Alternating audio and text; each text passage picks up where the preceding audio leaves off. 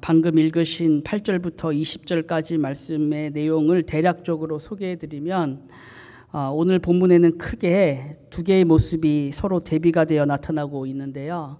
8절부터 11절까지는 복음의 참 신앙과 세상의 초등학문을 따르는 거짓 신앙이 서로 대비가 되고 있고요. 12절부터 마지막 20절까지는 바로 이러한 믿음과 관련해서 참 복음을 따르는 자들의 열매와 또 거짓 복음을 따르는 자들의 열매가 서로 대조적으로 나타나고 있습니다.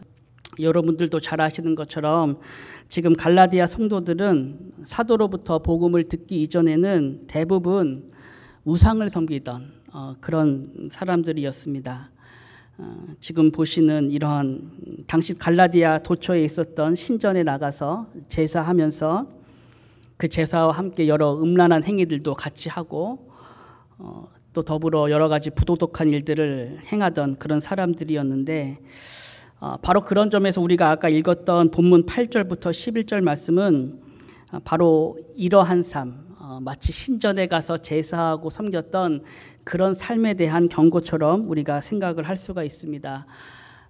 아까 읽었던 말씀이죠. 그러나 너희가 그때에는 하나님을 알지 못하여 본질상 하나님이 아닌 자들에게 종노릇 했다라고 말씀하고 있으니까 지금 이 말씀이 너희가 다시는 예전처럼 이런 신전에 가서 제사하거나 우상을 섬기지 말아라 라는 교훈으로 생각할 수 있는데 저와 여러분들이 지금까지 갈라디아 말씀을 살펴본 것처럼 지금 갈라디아서를 통해서 사도가 염려하고 걱정했던 것은 무엇이었죠?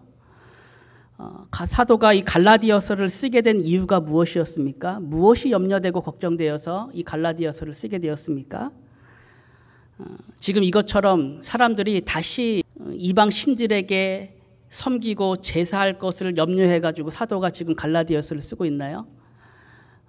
그렇지 않죠. 지금 사도가 걱정하는 것은 복음을 받았던 성도들이 이제는 거짓 선지자들의 꾀임에 빠져가지고 믿음만이 아니라 율법으로 더불어 자신의 구원을 이루려고 했던 그 일에 대해서 사도가 마음 아픈 심정으로 이 갈라디아서를 쓰고 있습니다. 그런 점에서 지금 사도가 말하는 건 역시도 너희가 그렇게 예전처럼 이런 신전에 가서 제사하지 말아라 라는 것을 말하고 있는 것이 아니라 그렇게 우상의 종이 돼서 섬기는 것처럼 너희가 다시는 율법 아래에 내려가서 그것의 종이 되어 섬기지 말아라.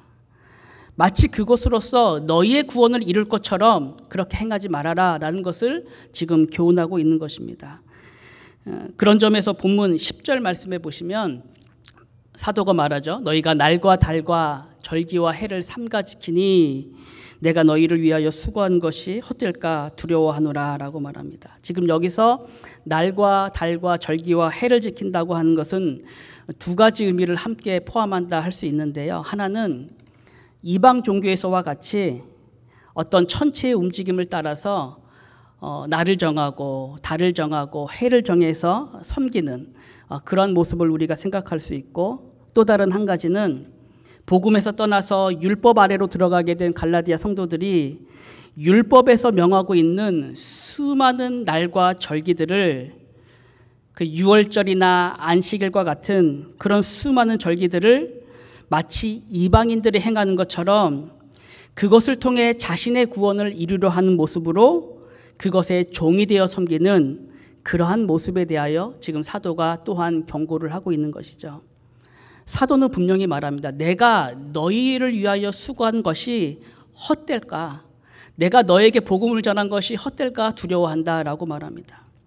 왜냐하면 지금 사도가 볼 때 하나님을 알지 못하는 이방인들이 자신의 구원을 위해서 천체를 보면서 날과 달과 절기를 지키는 모습이나 이제 복음을 떠난 갈라디아 성도들이 자신의 구원을 위해서 다시 율법 아래로 들어가서 그 율법이 명하는 날과 달과 절기를 지키는 모습이 대상에 있어서는 차이가 있을지 모르지만 본질적인 모습에 있어서는 전혀 차이가 없었기 때문인 것이죠. 지금 두 가지 모두가 결국에는 자신에게 구원을 주지 못할 그것에 의지해서 또 그것을 두려워하면서 우상과 같이 그것을 섬기고 있는 모습이 되었던 것입니다. 그렇게 사람은 참 연약해서 자신이 두려워하는 것을 본능적으로 섬기게 되어 있습니다. 저와 여러분들도 우리가 예수를 믿는다 하지만 우리가 늘 물질에 대해서 두려움을 가지면 우리는 하나님을 섬기는 것이 아니라 정말 내가 두려워하는 그 물질을 섬기기가 너무나도 쉽습니다. 가정이란 것도 그렇습니다. 가정이란 것도 하나님께서 우리에게 주신 참 소중한 선물이지만 그것 자체가, 우리의 가정 자체가 우리의 기쁨의 어떤 소스가 돼버리면 가정이 하나님께서 나에게 주신 기쁨을 누리는 곳이 아니라, 복을 누리는 곳이 아니라 가정 자체가 내 기쁨의 원천이 돼버리면 우리도 하나님을 섬길 때 내 가정을 위해서 하나님을 섬기는 그런 모습이 될 수가 있는 것입니다. 그렇게 우리에게는 우리 삶에 주어진 참된 가치와 행복을 하나님이 아닌 다른 것에서 찾고 구하게 되면 우리에게 있어서 모든 것은 다 우상이 될 수가 있고 우리에게는 섬김의 대상이 될 수 있는 것이죠. 그렇게 우상은 불신앙 속에만 있는 것이 아니라 더욱더 신앙 안에도 그 우상이 항상 있을 수 있는 것입니다.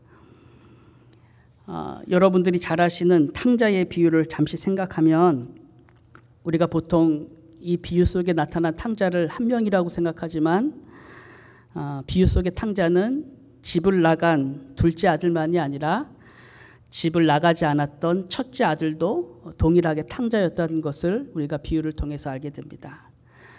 이 점에 있어서 팀 켈러 목사님의 말씀을 빌리자면 집을 나간 둘째 아들은 매우 부도덕한 탕자였고 아버지와 함께 있었던 첫째 아들은 매우 도덕적인 탕자였습니다. 실제 둘 다 아버지의 마음을 떠났던 그런 탕자였는데 한 명은 그 삶의 모습에 있어서 매우 도덕적이었고 다른 하나는 그렇지 않았던 거죠. 결론적으로 보면 집을 나갔던 그 부도덕한 탕자는 돌아왔는데 늘 아버지와 함께 하면서 집을 나가지 않았던 그 도덕적인 탕자는 끝내 아버지의 잔치에 참여하지 않는 자로 그렇게 비춰지고 있습니다. 집을 나갔던 탕자는 자신이 행했던 그 방탕함 속에서 자신의 죄를 깨닫고 아버지께로 돌아오는 그 은혜를 입었지만 집을 나가지 않았던 탕자는 자신이 아버지께 했던 말처럼 내가 지금껏 아버지의 명을 하나도 어김없이 행했다는 그 도덕적인 모습 때문에 자신의 그 행위 때문에 자신이 아버지와 얼마나 멀리 떨어져 있는 자인가를 알지 못했던 것입니다. 더욱이 그렇게 집 나간 아들을 맞아주는 아버지의 마음을, 그 사랑을 첫째는 이해할 수가 없었던 것이죠. 결국 죄를 깨달은 자는 돌아왔지만 의로 가득한 자는 돌아오지 않았습니다. 바로 이것이 예수님께서 탕자의 비유를 말씀하신 주요한 이유가 됐습니다. 제가 앞서 말씀드린 것처럼 우상이라는 것은 불신앙 속에만 있는 것이 아니라 더욱더 신앙 안에 있을 수 있는 것인데 우리는 때로 이 비유의 첫째 아들과 같이 나는 아버지를 떠난 적이 없고 아버지와 늘 함께하면서 지금도 그분의 말씀을 지키고 있다는 생각 때문에 정작 내가 그 안에서 얼마나 멀어져 있는가를 생각하지 못할 때가 있는 것입니다. 정말 그분의 마음을 헤아리지도 못하면서 나는 항상 그분 안에 있다라고 생각하는 경우가 있는 것이죠. 지금 나의 삶은 하나님이 아니라 하나님이 아닌 것에서 더 만족을 누리고 있고 하나님이 아닌 것에서 더 기쁨을 누리고 있음에도 불구하고 여전히 나는 예배를 드리고 있고 지금 이 시간처럼 하나님의 말씀을 듣고 있다는 그 생각 때문에 정말 내 모습을 하나님 앞에서 정직하게 바라보지 못할 때가 참으로 많이 있는 것입니다.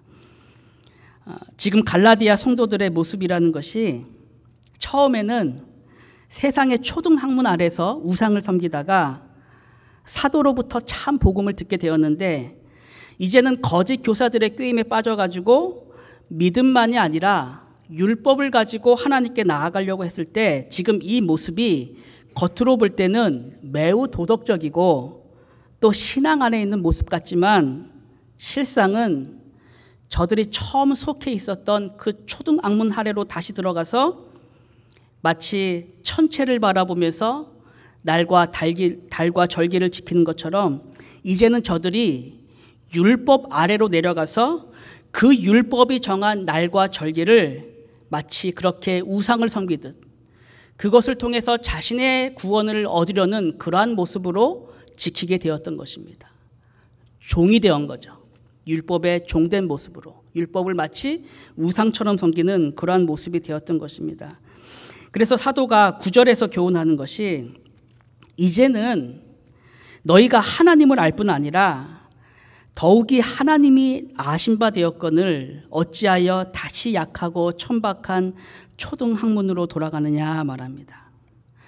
지금 이 말씀에서 너희가 하나님을 알 뿐 아니라 더욱이 하나님이 아신 바 되었다라는 말씀은 좀 더 그 의미에 있어서 내가 하나님을 알게 된 것, 그보다 더 중요하게 하나님께서 우리를 아신 바 되었다라는 의미입니다.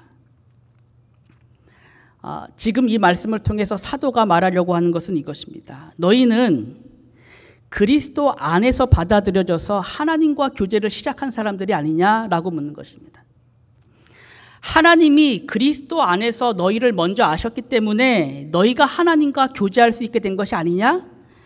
그런데 어찌하여 너희는 마치 그 은혜를 모르는 자처럼 내가 그리스도 안에 없는 자처럼 스스로 하나님께 받아들여지려고 노력하면서 율법에서 또 도덕에서 너희의 선한 자아상을 만들어서 그것으로 하나님하고 교제하려고 하느냐? 왜 그것으로 하나님께 나아가려고 하느냐라고 말하는 것입니다. 사도가 말하는 거죠. 너희는 하나님이 아신 바 된 자다. 하나님께서 그리스도 안에서 너희를 아셨다. 그러므로 너희에게는 하나님과 교제하기 위해서 너희 스스로를 치장할 이유가 없다. 그리스도 외에 다른 것으로 너희를 치장할 그 무엇이 너희에게는 필요치 않다라고 말합니다. 오직 하나님께서 그리스도 안에서 너희를 아심만이 너희가 지금도 하나님과 교제할 수 있는 유일한 이유다라고 말하는 것입니다.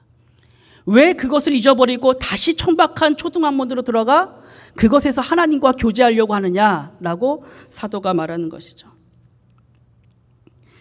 갈라디아 교회는 바로 이러한 교훈에서 멀어져 있었기 때문에 사도가 11절에서 교훈할 때 내가 너희를 위하여 수고한 것이 헛될까 두려워한다라고 말하면서 형제들아 내가 너희와 같이 되었은즉 너희도 나와 같이 되기를 구한다라고 사도가 말하고 있습니다.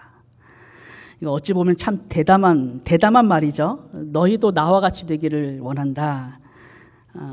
얼마나 사역을 잘했으면 이런 말씀을 할 수 있을지 이런 말이 있습니다. 목사는 성도들이 자신을 통해 전해지는 말씀에 주목하기를 원하지만 성도는 그 목사로부터 그 전해진 말씀이 나타나는 삶을 보길 원한다라는 말이 있습니다. 서로 완전히 다른 생각을 하고 있죠. 목사는 제가 말씀을 전하면서 여러분들이 지금 제가 전한 말씀을 잘 깨닫기를 원하지만 여러분들은 그 말을 들으면서 제가 그 말씀이 나타나는 삶을 보기를 원하시는 거죠. 아마 마음에서 다들 아멘을 하고 계실 거라 생각을 하고 있습니다.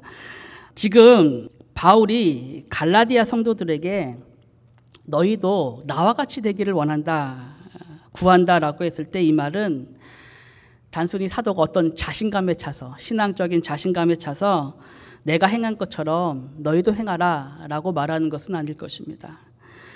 그도 그런 것이 같은 본문 19절에 보시면 사도가 이같이 말합니다. 나의 자녀들아 너희 속에 그리스도의 형상이 이루기까지 너희를 위하여 해산하는 수고를 한다라고 말합니다. 사도가 갈라디아 교회를 향해서 정말로 원했던 것은 나를 담는 것이 아니라 그들이 그리스도의 형상을 담는 것이었습니다. 그것이 정말로 사도가 원했던 것이죠. 바로 그것이 사도의 원함이었기 때문에 사도는 저들이 나와 같이 복음 안에 있기를 원했던 것이고 그 복음이 주는 은혜와 기쁨 속에 저들도 함께 머물길 원했던 것입니다. 바로 그 의미가 너희도 나와 같이 되기를 구한다라는 의미입니다. 단순히 내가 행한 것처럼 내가 말씀을 잘 지켜 행한 것처럼 너희도 그렇게 행하라라는 것이 아니라 이 복음이 주는 은혜와 기쁨 가운데 나와 같이 너희도 함께 거하길 원한다라고 말하는 것이죠. 그랬을 때 이제 두 번째 내용으로 넘어가는데, 오늘 본문의 이제 큰 두 번째 내용으로 넘어가서 12절의 말씀을 보시면 12절에는 이제 갑자기 사도가 옛날 일을 추억하는 모습이 나옵니다. 지금까지 이게 쭉 교훈의 말을 전했던 사도가 옛날 일을 떠올립니다. 아까 12절에서 말했죠. 너희도 나와 같이 되기를 구한다 말한 후에 너희가 내게 해롭게 하지 아니었다라고 말하죠. 너희가 내게 해롭게 하지 않았다. 그러면서 하는 말이, 내가 처음에 육체의 약함으로 말미암아 너희에게 복음 전한 것을 너희가 아는 바다. 너희를 시험하는 것이 내 육체에 있을 때 이것을 너희가 업신이 여기지도 아니하고 버리지도 아니하고 오직 나를 하나님의 천사와 같이 또는 그리스도 예수와 같이 영접했다라고 말합니다. 지금 이 내용을 요약한다면 사도가 회상할 때 그때는 참 좋았는데 라고 말하는 것과 같습니다. 그때는 참 좋았는데 지금은 왜 이렇게 됐을까라고 말하는 거죠. 왜냐하면 16절에서 사도가 말하잖아요. 16절에 보시면 그런즉 내가 너에게 참된 말을 함으로 원수가 되었느냐라고 말하죠. 예전에는 너희가 나를 천사와 같이 영접했는데 지금은 너희가 나와 원수가 된 것이냐? 라고 사도가 말할 정도로 상황이 너무나 달라지게 된 것입니다. 바로 이러한 상황과 함께 아까 우리가 읽었던 13절에 보면은요, 13절에는 이제 사도가 처음 갈라디아 지역에 갔을 때의 상황이 보여지고 있는데요. 13절에 보시면 내가 처음에 육체의 약함으로 말미암아 너에게 복음 전한 것을 너희가 아는 바라, 그렇게 말합니다.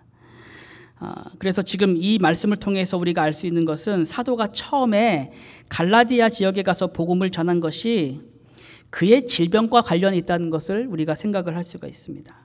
지금 사도가 당시의 병 때문에 갈라디아 지역에 머물러야 했고 그렇게 머물면서 저들에게 복음을 전하게 되었다라는 것을 알 수 있는 것인데요.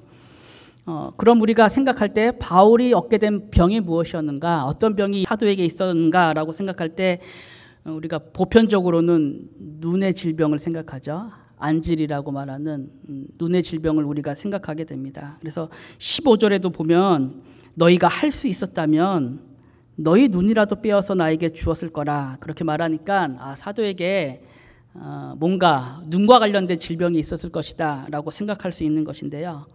근데 이제 이것도 정확한 것은 아니고요, 하나의 추측입니다. 하나의 유력한 추측이고, 학자에 따라서는 바울이 가졌던 병이 간질이라고 말하는 사람도 있고, 또 어떤 사람들은 1차 전도 여행하다가 말라리아에 걸려가지고 사도가 이렇게 말하는 것이다 라고 하는 학자도 있습니다. 근데 어찌됐든 지금 13절에서 사도가 말하고 있는 이 육체의 약함이라는 것이 나중에 고린도 후서에서 사도가 고백했던 육체의 가시, 사탄의 사자라고도 말하죠. 사탄의 사자라고도 말하는 바로 그 육체의 가시였을 것이다 라고 보는 것이 보편적인 견해입니다. 근데 이제 14절에 보면 바울에게 있어서 이 육체의 가시가 얼마나 두드러졌던지 그것이 갈라디아 성도들에게 시험거리가 될 수 있을 정도였다라는 것을 우리가 말씀을 통해서 보게 되죠. 14절에서 너희를 시험하는 것이 내 육체에 있으되 라고 말하는데요. 지금 이 말을 좀 더 지역을 해가지고 보면 내 신체적 문제로 너희에게 야기된 시험 혹은 유혹이라는 말입니다. 내 신체적 문제 때문에 너희가 가질 수 있게 된 시험과 유혹.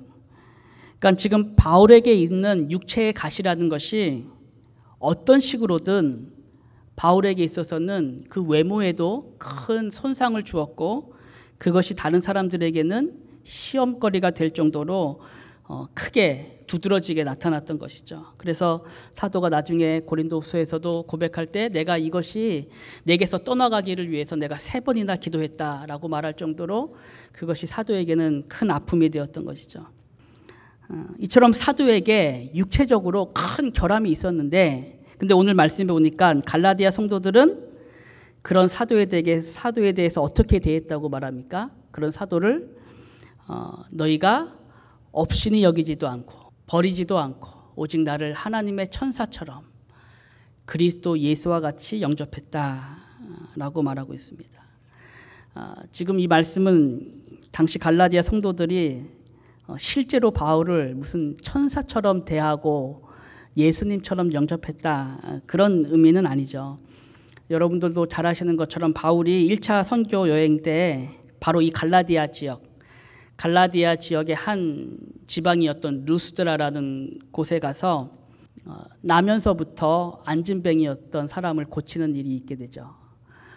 그러자 사람들이 그 광경을 보고 바울과 바나바를 어떻게 하려고 했습니까? 신들이 사람의 형상을 입고 우리에게 왔다, 그렇게 말하면서 그 앞에 제사하려고 했습니다. 바울과 바나바 앞에 제사하고 경배하려고 했습니다. 그런 지금 그 모습을 그린 그림인데요. 제가 수요 성경 공부 때도 물어봤는데 지금 가운데 있는 사람들 중에 누가 바울일까요? 네, 대머리인 이분을 이제 바울로 생각하죠. 근데 이제 성경에는 사실 그런 말이 없는데 다들 바울을 그릴 때는 대머리로 이렇게 그리고 있습니다. 근데 그게 내용이 외경에는 있어요. 그래서 외경에 바울이 대머리였고 외모적으로 굉장히 볼품없었다라는 식으로 이렇게 기록한, 그것 때문에 그런지 모르겠지만 항상 사람들이 바울을 그릴 때는 저렇게 벗겨진 상태로 그리는 것을 보게 되는데, 지금 이 모습처럼 사람들이 이제 바울과 바나바를 경배하려고 했던 거죠. 사도가 말하는 거죠. 우리도 너희와 똑같은 성정을 가진 사람들이다. 우리가 너에게 복음을 전하는 이유가 지금 너희들이 나한테 하는, 우리들에게 하는 이 헛된 일을 버리고 하나님께 돌아가게 하기 위해서 너에게 복음을 전하는 것이다. 그렇게 말을 했습니다. 그렇게 1차 전도 여행 때 이런 일을 겪었던 사도가 그렇게 자신들에 대해서 천사처럼 대하고 그리스도처럼 대하는 그런 일들을 원하지도 않았을 뿐만 아니라 용납하지도 않았을 것입니다. 그런 점에서 지금 이 말씀은, 아까 우리가 봤던 말씀은 초점이 사도에게 있는 것이 아니라 사도를 통해서 전해진 복음의 말씀에 초점이 있는 것입니다. 그래서 갈라디아 성도들이 바울이 전한 복음을 마치 천사가 나에게 전해준 것처럼, 마치 그리스도로부터 받은 것처럼 믿고 신뢰했기 때문에 그 말씀을 전했던 바울에 대해서도 동일하게 귀하게 여기고 영접했다라는 것을 우리가 말씀을 통해서 알 수 있는 거죠. 근데 문제는 그렇게 바울을 대했던 갈라디아 성도들이 등을 돌리게 되었던 것이죠. 그래서 바울이 말하는 것처럼 이제는 너와 내가 원수가 된 것이냐라고 말할 정도로 상황이 안 좋게 바뀐 것입니다. 그 이유는 잘 아시는 것처럼 이제 거짓 교사들 때문이었는데, 바로 이 거짓 교사들에 대해서 17절에 가서 사도가 이같이 말합니다. 17절에서 그들이 너희에게 대하여 열심을 내는 것은 좋은 뜻이 아니요 오직 너희를 이간시켜 너희로 그들에게 대하여 열심을 내게 하려 함이라 말합니다. 지금 사도가 말할 때 저들이 너희에게 대해서 열심을 내는 것은 누구에게 대해서 열심을 내게 하기 위함이다, 그렇게 말합니까? 누구에게 대해서? 그들 자신에게 대해서 열심을 내게 하기 위해서, 하나님께 열심을 내게 하기 위함이 아니라 그 말씀의 메신저인 자신들에게 열심을 내게 하기 위해서 너에게 열심을 낸 것이다. 너에게 열심을 내서 너희를 살찌운 다음에 그것으로 자신이 살찌우기 위해서 너에게 열심을 낸 것이다 라고 말하는 거죠. 결론적으로 저들에게는 그리스도의 제자가 필요했던 것이 아니라 자신의 제자가 필요했던 것입니다. 자신을 믿고 자신을 따르고 자신을 살찌울 그러한 사람들이 필요했던 것이죠. 이러한 모습은 오늘날 교회 속에서도 언제나 있을 수가 있습니다. 열심히 말씀도 전하고 가르치기도 하고 함께 교제도 하는데 이 모든 일에 관심은 이렇게 해서 그 사람이 내 사람이 되었는가, 나를 좋아하게 되었는가, 그렇지 않은가, 내 편에 서 있는가, 그렇지 않은가 라는 것이 늘 우리의 관심일 수가 있는 것이죠. 그런 관심이 누구보다 목회자에게 있을 수 있고 또한 함께 교제하는 사람들 사이에서도 늘 이러한 관심이 있을 수가 있는 것입니다. 그런 점에서 고린도 후서에 보면 사도는 이와 같이 이야기합니다. 고린도 후서에 보면 내가 하나님의 열심으로 너희를 위하여 열심을 내노니 내가 너희를 정결한 처녀로 한 남편인 그리스도께 드리려고 중매함이로다 라고 말합니다. 지금 사도는 복음을 전하는 자신의 역할이 마치 신부에게 그리스도를 전하는 중매장이와 같다라고 말합니다. 우리가 방금 봤던 거짓 선지자들과 같이 메시지를 전하는 자신이 신랑이 돼서 사람들을 자신들에게 이끌어들이고 결국 자신들에게 열심을 내게 하는 것이 아니라 그들에게 그리스도를 소개하고, 그래서 그들이 주님을 만나서 주님을 사랑하게 되고 그분을 기뻐하는 것으로서 자신들의 사역의 보람을 찾고, 그것에서 복음이 주는 참된 은혜를 생각했던 것이 사도의 모습이었고, 또 그렇게 함께 같은 복음 안에 있는 우리의 모습이기를 원하는 것입니다. 근데 거짓 교사들은 그렇지 않았죠. 그렇지 않고 결국 사람의 열심으로 행했는데, 지금 그러한 열심은 저들이 전한 복음의 내용과도 전혀 무관하지 않다는 것을 우리가 생각하게 됩니다. 왜냐하면 하나님께서 허락하신 참된 복음은 그리스도만으로 충만하다라는 것이었는데, 지금 거짓 교사들은 자신들 스스로가 이 복음을 믿지 않았기 때문에, 그리스도만으로 충분하다는 것을 믿지 않았기 때문에 그들의 사역에 있어서도 항상 믿음 외에 자기 스스로의 열심을 따라 행위로서 뭔가 열매를 보려고 했고, 그렇게 열심을 내면 낼수록 자신에 낸 그 열심의 보상을 하나님이 아니라 열심을 낼 사람을 통해서 그 보상을 얻으려고 했던 것입니다. 하나님만으로는 그들의 사역에 참 만족을 느끼지 못하기 때문에 그 만족함을, 그 부족함을 사람을 통해서 메꾸려고 했던 것이죠. 이제 바로 그러한 점에서 오늘 마지막 내용을 함께 살피려고 하는데요. 결국 이러한 거짓 교사들의 유혹으로 인해서 갈라디아 성도들이 유혹이 되고, 그 복음을 전한 바울에 대해서는 등을 돌리고 마음을 닫는 그러한 일이 있게 되었을 때에 사도가 말하는 것입니다. 사도는 바로 그러한 갈라디아 성도들을 향해서 여전히 나의 자녀들아 라고 말합니다. 나의 자녀들아 라고 부르면서 너희 속에 그리스도의 형상을 이루기까지 다시 내가 해산하는 수고를 하겠다 라고 말합니다. 사람에 대한 실망, 그리고 사역에 있어서도 큰 좌절을 맛본 사도가 다시 한번 하나님의 은혜를 간구하면서 내가 너에게 대해서 다시 한번 해산하는 수고를 하겠다. 다시 복음으로 너희를 낳는, 복음 안에서 너희를 낳는 그 수고를 내가 하기 원한다라고 말합니다. 생각할 때 이게 정말 어찌 사람에게서 나올 수 있는 열심일까라는 생각을 하게 되죠. 하나님께서 그에게 허락하신 복음의 은혜가 아니면, 하나님의 열심이 아니면, 사람의 열심이 아니라 하나님의 열심이 아니면 어찌 사람에게 이러한 마음의 소원이 날 수가 있겠습니까? 저 자신만 봐도 사역에 있어서 사람에게 대해서 실망하는 일은 참 빨리 합니다. 누군가에 대해서 실망하는 일은 참 빨리 하지만 바로 그 실망한 사람에 대해서 다시 한번 사랑의 마음을 가지고 또 복음의 열정을 가지고 다가선다는 것이 얼마나 힘든 일인가를 저 스스로도 생각할 때 지금 사도가 말한 이 복음의 은혜가 얼마나 크고 놀라운 것인가를 우리도 다시 한번 생각하게 되는 것이죠.